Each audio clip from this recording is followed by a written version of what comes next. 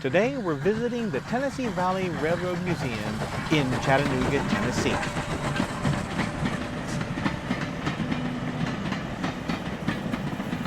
The experience begins with a train station that was built to replicate the train stations you would see in the late 1800s and early 1900s of the train era. Once you have purchased your ticket, well, it's now all aboard!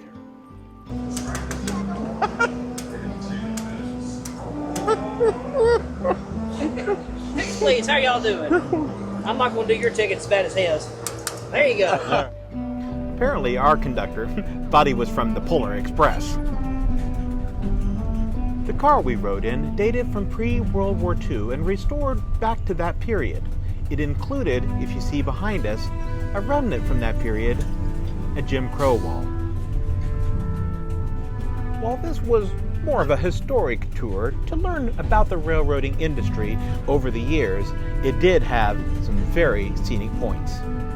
During the approximately 15-minute ride to East Chattanooga Station, you learn about Chattanooga's rich railroading history.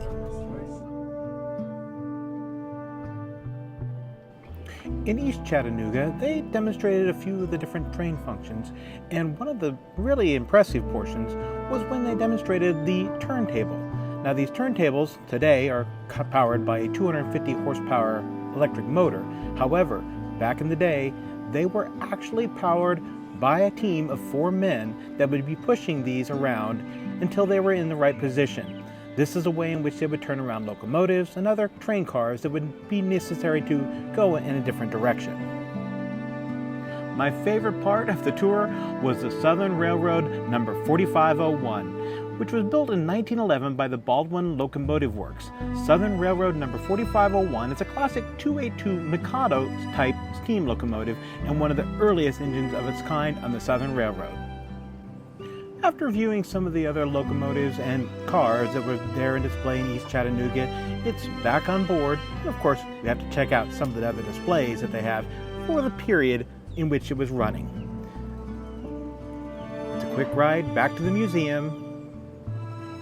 And after completing the tour, we headed over to Exhibition Hall, which has many displays about the railroading industry and the importance of Chattanooga in the railroading history as a gateway to the South.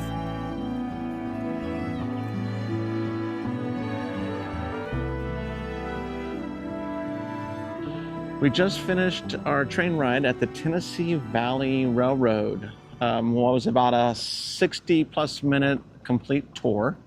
Now, he does stress at the beginning of the train ride that this is not a scenic train ride, and although it was beautiful, you certainly weren't going through scenic country. That wasn't the point. The point was what? It was more about the functionality and the history of the train, of the railroads in the area.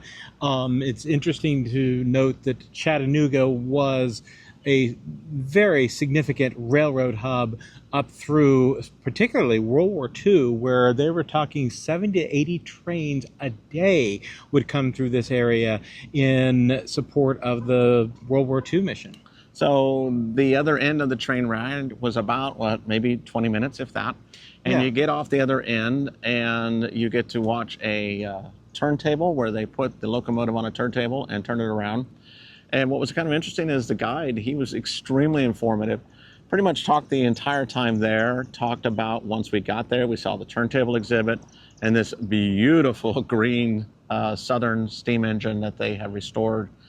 And still use. They have special weekend ridings. There'll be 9-hour trips down to, I don't remember the town in Georgia and back. So kind of an interesting, one of the options that they offer as far as just to come and enjoy and really get the feel. Ours was the cheapest option today. Yes. It was like $65 for both of us.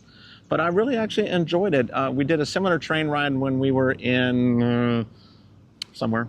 Jim Thorpe, Pennsylvania. Last year. And I didn't really enjoy that trip. This one was really try to be scenic, and it really wasn't. Yeah. Sorry.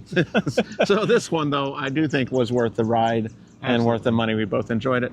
So I hope you actually enjoyed the video. If you haven't already, you know the drill. Like and subscribe.